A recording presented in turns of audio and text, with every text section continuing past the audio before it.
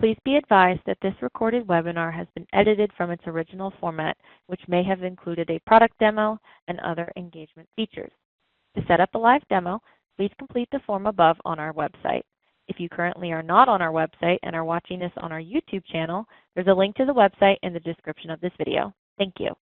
Hello, everyone, and welcome to today's webinar, Navigating 2026, a practical guide to annual reports and business licenses. My name is Annie Triboletti. I will be your moderator kicking things off today. So joining us today are Trent Bavaro, Kayla Heathman, and Ariane Tournier. Trent is a product director for our annual reports division.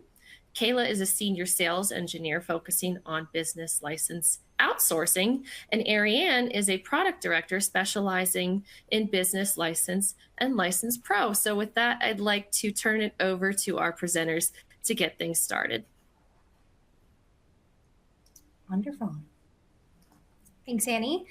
Before we dive into content for today, we just wanted to maybe highlight a little bit about CSC. Some of you with us might be very familiar with CSC. Some of you may not be. So on the screen, you'll see a couple of our highlights. I think the biggest thing here is that we've been in business for a very, very, very long time. We're specialized in a lot of the things that we're going to be talking about today and so much more.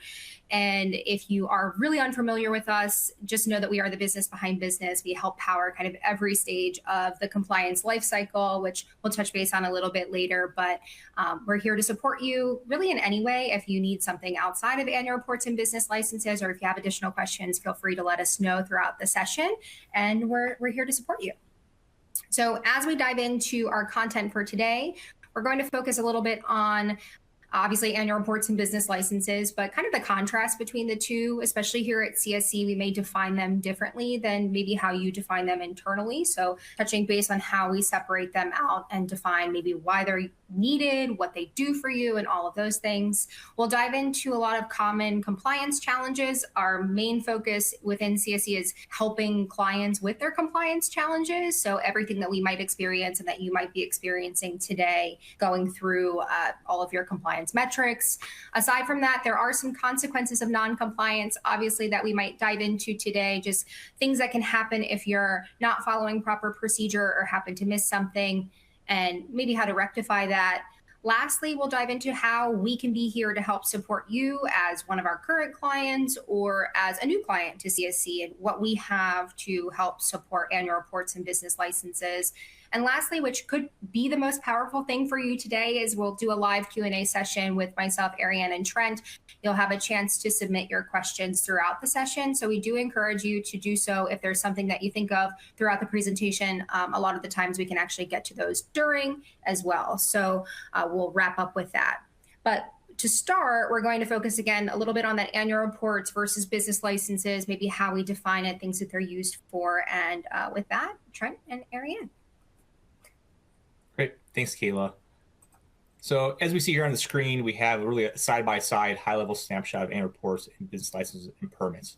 Starting with annual reports, we are talking about a state-level filing, typically done with the Secretary of State or other corporate filing office. It could be Department of State, could be Division of Corporations. We're talking about a high-level registration with that jurisdiction.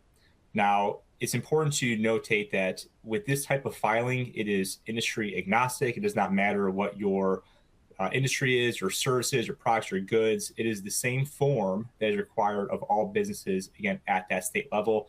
The reason for filing this, it is a regulatory filing. It is mostly done on an annual basis. It is to maintain the good standing status of your registration, to transact lawfully, again, at the state level, so the high level. We'll kind of talk about business license, typically done a little bit more on the local level, but here we're talking about just the state level registration in order to transact lawfully in that jurisdiction. This is something that is done in any state where you are registered.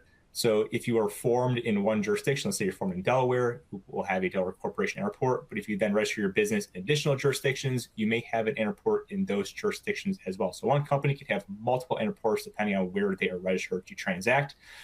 Again, it's annually in most cases, but that can be a little bit of a misnomer at times, as some jurisdictions do have different filing cadences. For example, in California, a limited liability company is actually filed every other year. Somewhere New York, LLCs and corporations are filed every other year, but in most cases, it is done once per year. In terms of when it's filed, the cadence typically can be on a fixed date. Coming up very soon, we have Delaware corporations due by March 1st, but also there are some jurisdictions where it is based off of the anniversary date, when you first form a registered company, and then it could be 1 year from that date. It could also be based off of the fiscal year end, things of that nature as well. So there is a lot to kind of track in terms of when those filings are due. And what is required on it, it is basic information about the business. So your business address, mailing address, officers' names and titles, their addresses, and also state-specific information as well. One thing that I want to point out is typically from year to year, the filing information, the data in each state doesn't really change too much, but we do see a very big change in Delaware this year, where starting on the open filing right now, you now need to list the nature of the business for corporations in Delaware. So that Delaware corporation and report is due by March 1st. So we have less than 2 months. And you'll see if you do the filing, there is now a pick list where there's 18 options to select which nature of business is most specific and relevant to your business. That needs to be selected. If one of those 18 don't seem to be applicable, there is a 19th option for other, where you have a 60-character limit in order to provide data to identify the nature of the business in Delaware. So that is a new requirement. The Delaware General Corporation Law was amended by code, and so that's something that needs to be included moving forward. So with that, I'll go ahead and pass it over to Ariane to talk a bit more about business licenses and permits. All right, let's talk a little bit about business licensing and permitting. Who to file with. So with the licensing world, permitting world, the jurisdictions you file with vary dramatically. So we see everything from the state level jurisdiction. So it could be a Secretary of State, or it could be a Secretary of State. It could be a financial division of the state board. It could be a enforcement division of the state board. But then we get down to things like county and city. And we also move into areas like school districts, fire departments, tribal lands. So pretty much any jurisdiction that thinks they can regulate a license will try to regulate a license. So who you're filing with will vary extensively. The reasons it's required is pretty specific, but it's going to be specific to how you operate. So it's a little different than annual reports, because when we're talking about a license, you're going to file a license to do general business in some cases. So I want to operate in the city, I want to operate in the state, I want to operate in this county. That's kind of your general business license requirement. But in many cases, our business licenses and our permits are to sell a specific product or to offer a specific service. And in some cases, when we're talking down to like the permitting level, it's to operate in a specific way. So maybe you have boilers, maybe you have grease traps. You might have to have a permit to operate and manage facility requirements. So because they are specific to how you operate, a construction company might need to have licenses related to contractor work, HVAC, plumbing, roofing, and a company that does grocery might need to have a license for liquor, for food, for tobacco, for the nursery, for the meat department. We can have multiple licenses for a single premise. We also are seeing an increase in licensing based on what you do for service companies. So offering a specific service. Do you do telecom? Do you do fire install? Do you do landscaping? All of those, again, can trigger specific licenses. When to file is very similar to annual reports for licensing. It can be annual, and it's typically either on an anniversary date, or it is going to be on the date the jurisdiction issues a license for all of their operations. But we also see some new time periods for licensing. We see things that are, every 2 years, every 5 years. We might have them quarterly, and we even see licenses that could potentially be monthly. The data requirement for licensing is pretty extensive, and it varies, again, depending on how you operate, what you're doing, and what the jurisdiction has decided to require. So we definitely see requirements like officers, owners, addresses, entity details, but we see more extensive information related to sales, so gross receipts. A good example is if you're operating in Alabama, you are probably reporting a lot of gross receipt information. But other states, again, are starting to adopt that gross receipt philosophy because it allows them to regulate a business even if there's no brick and mortar. So if you do generate revenue in some way, if you have employees in a jurisdiction, in many cases, a license is required. We also see that there's going to be information required for different people, not just officers and owners, but store managers, technicians, qualifiers. So again, the data required for licensing can be very extensive and can actually live in a number of different places within your organization. So lots to cover there. I'm going to move on to the next thing here, which is really about kind of the compliance life cycle. So whether we're talking about annual reports, whether we're talking about licensing and permitting, we have a fairly general life cycle. There is kind of the start of that cycle that starts with really kind of initiating business. So whether you are starting a new company and a new entity, you might need to have those initial reports for your corporations, your LLCs. And if you're opening a new location, you're going to have new licenses, both for the building and construction, but you're also going to have licenses to maintain that business. So new business license, and then some of the ones we've talked about. So initial applications and research that go into that.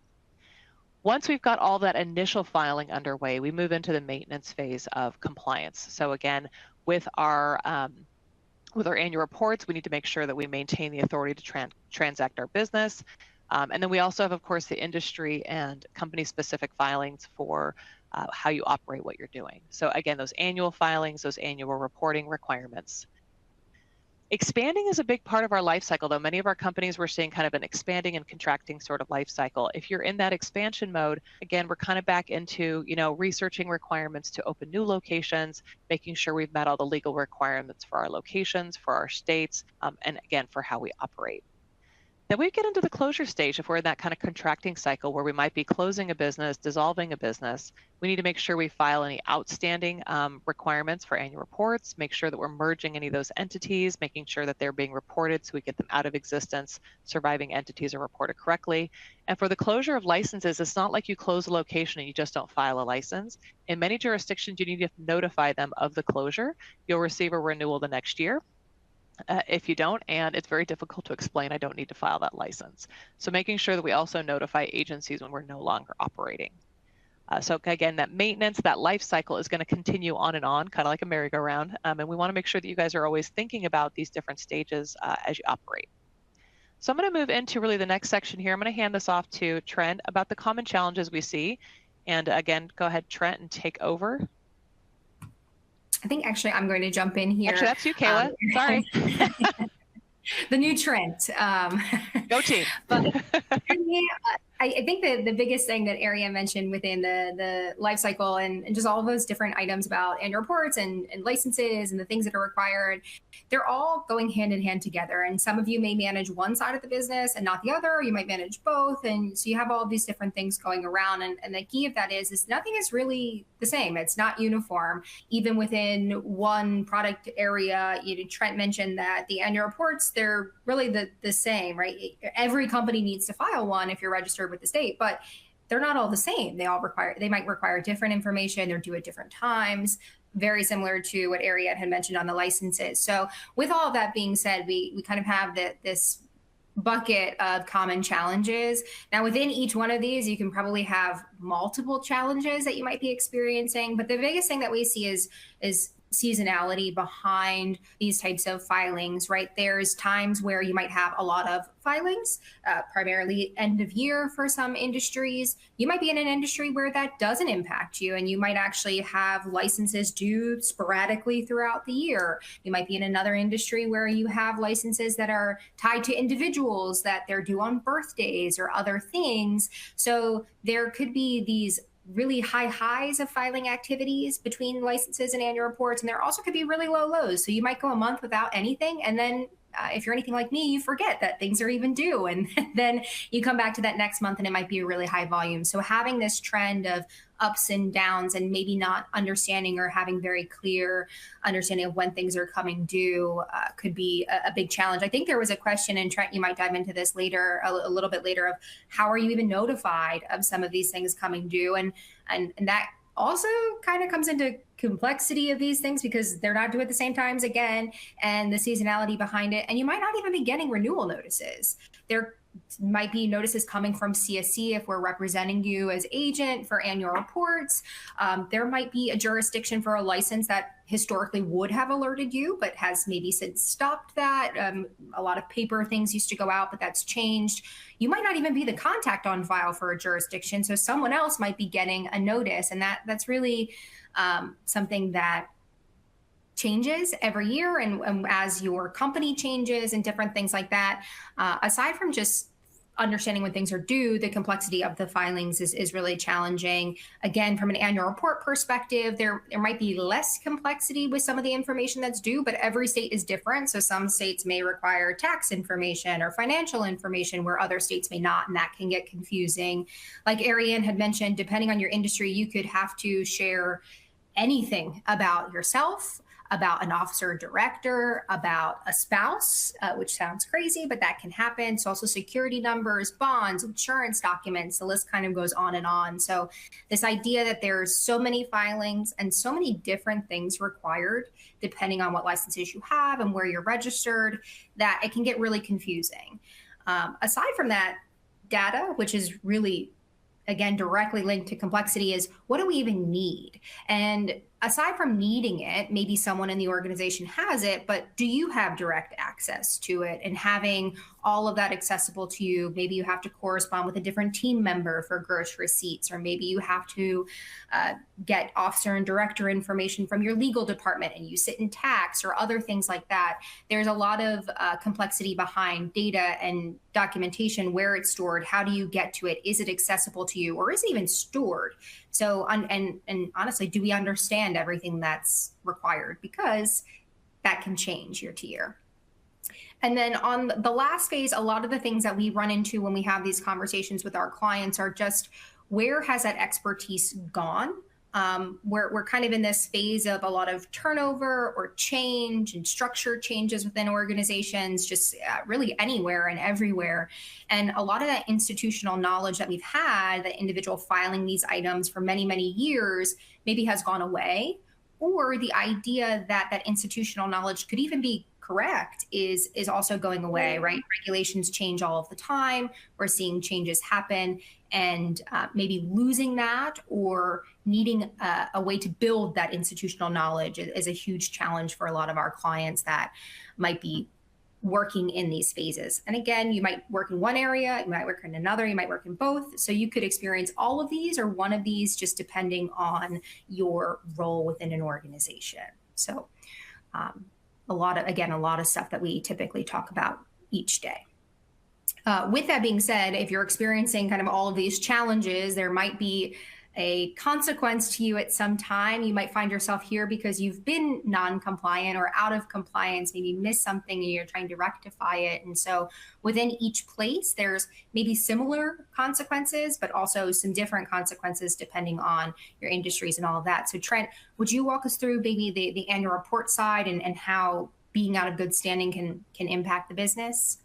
Yeah, absolutely. So with the annual report, this is something that is a regulatory requirement. You need to file it, whether or not you're updating information. And when I say that is, even if the officer of directors, the address is still the same as it was this time last year, you still need to file another annual report. That is your way of telling the state you are still operating.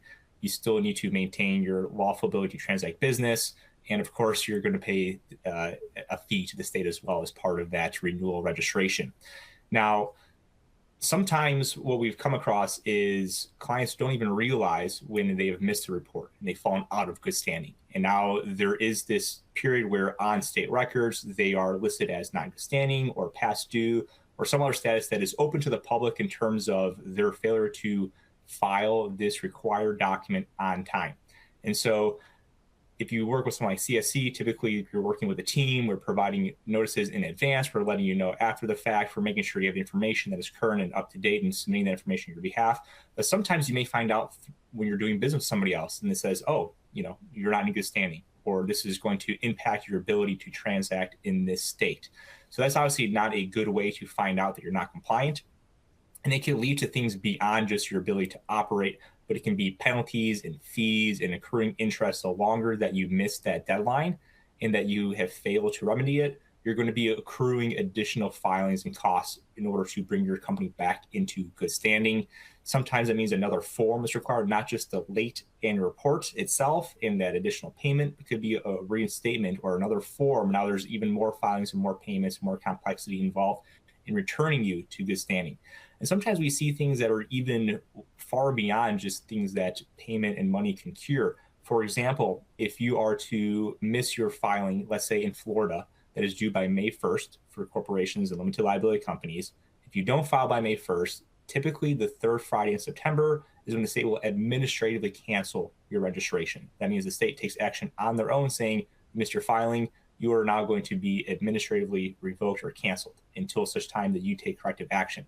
Once that happens, a 1-year timer starts where your name is reserved, allowing the opportunity to kind of reinstate and bring your company back into good standing. But if you don't do it within that 1 year, your name becomes open to the public, where another company may just by coincidence register or form a company with the same name, and now they own that name in the state of Florida. So that could itself bring challenges. Sometimes we also see other jurisdictions where it's not as simple as just filing the late annual report and the payment.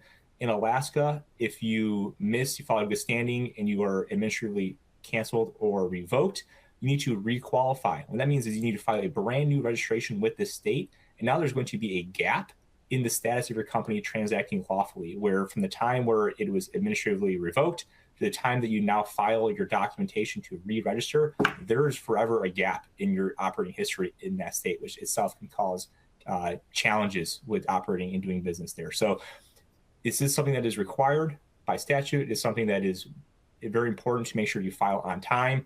And again, there are consequences beyond just monetary in terms of making sure that you file timely and get that compliance in check. And with that, kind of talk about some of the business license consequences for non-compliance as well. Right. Thanks, Trent. So, I mean, a lot of it is a little similar, just in different verbiage, right? So from a license perspective, a lot of these are allowing you to do the work that you're doing. They're allowing you to operate in a retail space. They're allowing you to operate as a contractor or an insurance agent or other things like that. So if you are not meeting the license requirements or you've missed them, that may come back to you where there'd be a delay in either providing a product or a service or even opening a site, depending on what you're doing within, again, that kind of industry there. Aside from that, a lot in the trade space, we have this idea that you have to bid on opportunities. So you might even need to be licensed before you actually are awarded a job. So in those cases, it can hinder your ability to bid on opportunities or jobs or get business because you might not be appropriately licensed per whatever your bid is or the state and all of those. Aside from that, I think one thing we don't think about enough, but is really, really prevalent in today's day and age with social media and press, is the idea that there is negative press behind these things. I'm not sure if any of you have ever been in a position where you've experienced this, or maybe gone to a place where you've experienced this or seen it in real time. Maybe you had seen a sign on a door stating something was going to get shut down. Or I think, a couple years ago now, which sounds crazy to say, but there was this big news article that a really prevalent hockey arena was shut down because they didn't pay their business license. And that was going to change their entire schedule of all of their games and things that they had going on within the arena. So a lot of the idea behind, this is happening behind the scenes is it's not anymore. This can really get out there if one person comes to your store or you are a contractor on a job site and you get shut down. That can lead to many more things just from a negative press perspective, because we have this link to all social media and media outlets now today that we kind of all consume. Aside from that, like Trent had mentioned with fines, penalties, all of that, that's really big within the license space as well. They can come in different shapes and sizes and severities over time. If you miss one, it might just be, hey, let's get this back up and running. If you miss it twice, if it's really long, some jurisdictions will tack on additional fees for every single day that it's past due. But penalties, fines, lawsuits are all things that we just see first or want to avoid. Business closures are really big for us. I know I've worked with many clients that operate in the retail space where maybe one of their stores was not able to present a license, and that did lead to the closure of their business, and maybe not even the closure of the whole business. I think Ariane touched base on grocery. They can shut down one area of your business. That can be severely detrimental to revenue coming in. Maybe it's where you serve food And aside from just buying groceries, serving hot food is a really big thing. If you don't have that food license, you might have that area of your business shut down. And one thing I think we forget about or don't really think about very much is arrests. It sounds very, very extreme, in which it is, but you could be in a position where you are someone listed on a license. You may be aware of it or you may not, that this could lead to an arrest if this license is not kept in compliance. So a lot of maybe normal things that you'd think would happen from a consequence, and maybe even some that seem a little extreme depending on the area, but all of these things can happen depending on mostly how out of compliance you really are. So I think from this perspective, right, we're talking about all of the issues that we're having or common compliance challenges, and you're sending in a lot of what you're experiencing. So the biggest piece of this is how can we help you? What do we have available that can help streamline your processes, maybe create those best practices for you, or just give you a space that's going to make you feel really confident in your compliance with annual reports, licenses, maybe again, one or the other or both. So that's really what we're here to discuss today, is just how can we step in and help you. And we have really two areas of business here at CSC. We have the two pillars, I should say, the idea of full service solutions. And these full service solutions are really when CSC is becoming an extension of your team and we're taking on the administrative work for you. We are providing you with a dedicated account manager in many cases, and we are the party that's tracking items, filing items, getting forms, and helping you perform a lot of this work. A little bit later in the session, Ariane specifically will heavily focus on our self-managed services. So it's really where we help propel you in a direction to be more efficient internally. We give you mostly technology that will help propel your process, make you more efficient without using CSC's administrative help. So again, kind of two pillars, full service and self-service. So we'll focus first on the full service options. We do have options within annual report prep and file. Trent will heavily cover that in just a couple of seconds. How can CSC take on your annual report filings and help clear up a lot of that confusion within what's required or when things are due and submissions. We do also have a very similar perspective on the license side.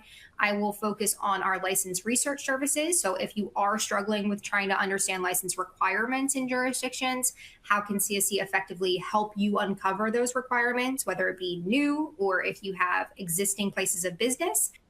And then finally, in the full service side, how can we take on your business license renewals? How can we track those licenses for you and make sure that they're filed on time? So with that, Trent, you want to kick us off with annual reports? Yeah, absolutely. So, annual report preparation file is just as the name suggests. It is a preparation where we will prepare the forms on your behalf, populate with the information, and we will file. We'll submit to the state, to the jurisdiction to make sure that you remain in compliance prior to the deadline. And so, this service oftentimes is going to be done in conjunction with our statutory registered agent service. That is going to be a jurisdictional requirement for every single business is formed and registered in any jurisdiction, where you need to appoint a party to act as your agent to receive legal and government documents on your behalf and to forward them onto your attention. Again, the annual report typically done kind of in conjunction with that. You have because you have your registration, you exist in the state, and you need to make sure you maintain your compliance from year to year through whatever filing cadence is required in that particular jurisdiction with that entity type. Now, our service is really kind of broken down to three basic functions or categories. The pre-filing service, this is going to be where we audit, we make sure the status of your companies are in good standing, and we're going to send you a notification about 45 to 60 days in advance of upcoming deadlines, letting you know these are the entities, these are the states, these are the deadlines that are coming due. So make sure that you are put on alert that you have filing requirements, and that we'll work with you to make sure the information we have in our system is up to date or needs to be updated. Or maybe some jurisdictions have information that changes from year to year, such as a financial component. We'll work with you to make sure we get the correct numbers to do the calculation and make sure that we're able to submit those on your behalf. So that's the actual filing, sort of the submission part, where we will submit these to the different states on your behalf, make sure that all sort of ancillary filing components are completed as well. Most jurisdictions will go ahead and front the filing fee or the disbursement on your behalf. This really cuts down on kind of the back and forth of, oh, we need payment, we need to submit the payment, you receive payment, we didn't receive payment. This way, we make sure that we focus first on the filing, we get it done, and then monthly in arrears, you'll receive a consolidated invoice for all those different filings that we completed on your behalf. We do this service in all 50 U.S. states, District of Columbia, Guam, Puerto Rico, USVI, and the Canadian territories and provinces. So really, wherever you're registered within North America, this is something that we are able to assist on your behalf. And then really kind of the third component of it is really tied into our entity management platform, Navigator. But really, once this has been submitted, that is where you can go to retrieve your filing evidence, not just this year, previous years as well. You can see where you're registered. You can see different deadlines and data around those registrations. It's tied into our database. It's audited by its own dedicated team to make sure that everything is going to be accurate at all times. So moving into our full service license services, if you will. I know that, again, there's been a lot of questions about researching. So the biggest thing that we help support our clients with is business license research services. We have a whole team of individuals that are dedicated to supporting you and helping you understand where you have licenses, maybe what the obligations are in other jurisdictions. And there's really two major perspectives that we focus on. We do have some other ancillary research services, but for today's purposes, the biggest thing in this case would be new locations. So again, you can think of this as you're expanding, you're moving into new jurisdictions, you're moving into new markets, you're adding new products, services, other things. Maybe you're just starting a brand new business, right? And really what the locations can be are anything that you define them as. So we'll add a little bit of more complexity into license research here.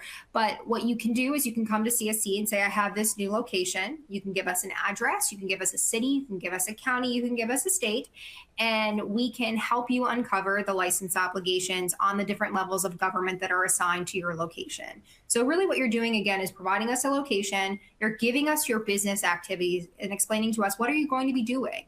Are you operating a retail shop? Are you selling bedding? Are you selling candy? Are you a contractor offering electrical services in a new area, city, county? All of those things are going to impact the different license requirements. I think there was a question, and we probably will touch base on this a little bit more in the Q&A section, related to remote employees, right? What are you doing in these jurisdictions that may trigger jurisdictional requirements? Generating revenue. All of those things are items that you share with us, and then CSE can go out and uncover the license obligations for you and help you see what you need to do next. Do you have a license requirement? Is there a form? Is it an online filing? What's the cost? All of those items will be compiled in a report for you. Aside from that, we have existing location research, which, think of it, it's really easily named. It's for anywhere you're currently doing business, existing locations in your portfolio. And so it takes new location research and identifying requirements, but it takes it a step further, and we help you understand, what do you have? You may use this if you are taking over a role and no one left you data, or if you're missing things and think there's gaps, we can help uncover licenses that are currently on file, license numbers, expiration dates, any of their active or inactive statuses, gaps, a license that you should have but you don't, and the ability, maybe possibly you're over licensed. It doesn't happen as much as we'd hope, but it is something that can happen that we can uncover through that research. And I apologize for going through this pretty quickly. I know we had a lot of questions. We're kind of coming close up on time as well, so I want to be sure that we're getting to that.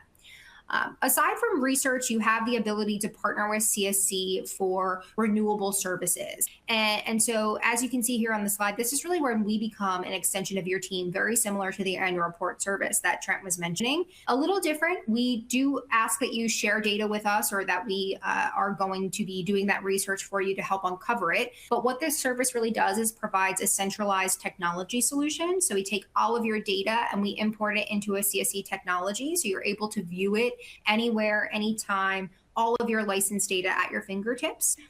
There was a question, I think, that came in about security and sharing information. All of our portals within CSC are SOC 2 Type 2 compliant. We do treat the security of your information and data and documentation as we would treat our own. So you can really trust within our technology here. We do also, in the license space, have a technology portal called our information request portal that allows you to send information securely to us. We are dealing with a lot of non-public information within licensure, PII data, things like that. So you'll have a secure place to send that to CSC if we need it. The biggest thing that we're providing in this service is the administrative relief behind managing these licenses. We become the party that's tracking expiration dates. We get the forms, we prep them, we log into the portals, we make sure that the questions are answered. We actually extract data that we need from you and identify very clearly what is required. And then from there, we are the submitting party. So we're taking all of those items that maybe seem like they're easy items, but when you match them all together and with all of the different things you have going on, they actually become the most complex, and we manage that for you. And then from there, the fee advancement piece, CSE is going to be the submitting party. So we'll submit all the filing fees for you upon the submission of that filing. We'll invoice, you'll reimburse us later. It's just avoiding any missed payments or additional fees, needing to keep things on retainer. So you're going to get all of these key pillars within the one solution, and a place to go to see it all happening, and a dedicated account manager to help propel your license services. And again, that's CSE conducting the work for you to make sure that you can remain hands off as much as possible, but have that visual perspective to see it all coming to fruition. I do want to give Ariane some time here for the self-managed software services, which are super important and can really help out. So Ariane, take us through License Pro. You got it. Okay, well, so just to kind of recap, we've talked a lot about full service options, annual report full service options, and business license full service options. I'm going to jump into our self-service options for licensing. So our product License Pro is really a product that people use in-house to manage their licensing.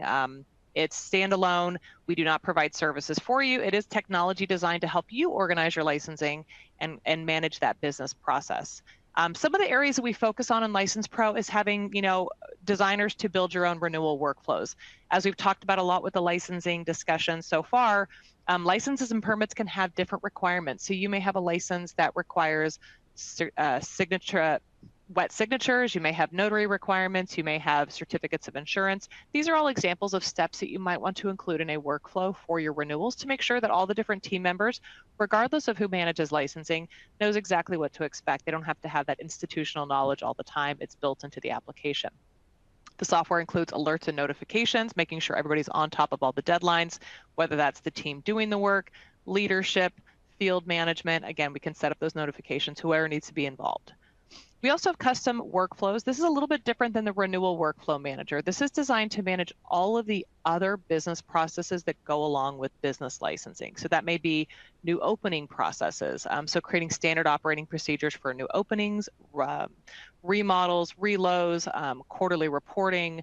It could be onboarding new employees if you guys have licensed professionals. So custom workflows enable you to actually manage other business processes that are adjacent or linked to your license work and customize those processes so we can have different people collaborating.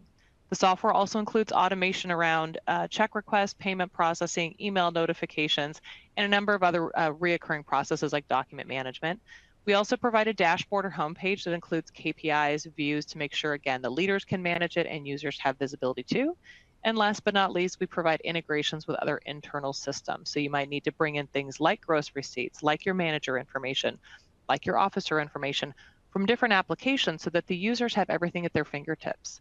One of the biggest challenges with licensing is that data collection. So being able to have it all pulled together is a big part of the features that we provide in License Pro. So I'm going to hand it off to Kayla just to kind of wrap up, but just to reiterate, License Pro is a self-service product, so this is something you would use in-house. And again, we can always provide more information, just like the other services we've covered today, if you guys have questions. Great. Thanks, Ariane. And again, if you're interested in any of these services, please feel free to drop us a comment in the Q&A. We're happy to make some time after the calls. We'll also have someone reach out to you after the webinar just to set anything up if you are interested. I think the biggest thing here is why partner with CSE? What do we have to offer you?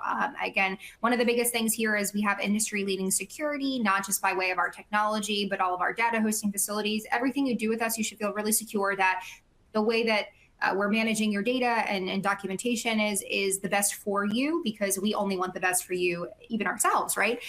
The biggest thing here is that decreased administrative burden. We've talked a lot about full service and even self-service. It doesn't matter where you are, what technology you choose, or what service route you choose. Everything that we have to offer is going to decrease the amount of time and energy you're spending on these licenses and annual reports or filings or compliance metrics because of the way that they're designed. They're going to help you in any way, shape, or form, whether it be capturing information to better propel your process or us doing it for you, right? The biggest thing is increasing that transparency, giving you that full vantage point of all of the things you have going on and a place to see it all. And when you're partnering with us, the complexity is drastically reduced. We have services to help you uncover some of these items going on. We can read the applications for you and share information in a more digestible way, or you can use our technology and create workflows that better help you understand how you have to manage those steps moving forward. So all of these items that you're seeing here on the screen or that we've talked about today are reasons maybe why you should consider a partnership with CSC and all of the areas that we can help out with. So if you're experiencing challenges in any one of these areas, let us know and we'll reach out to you after the webinar.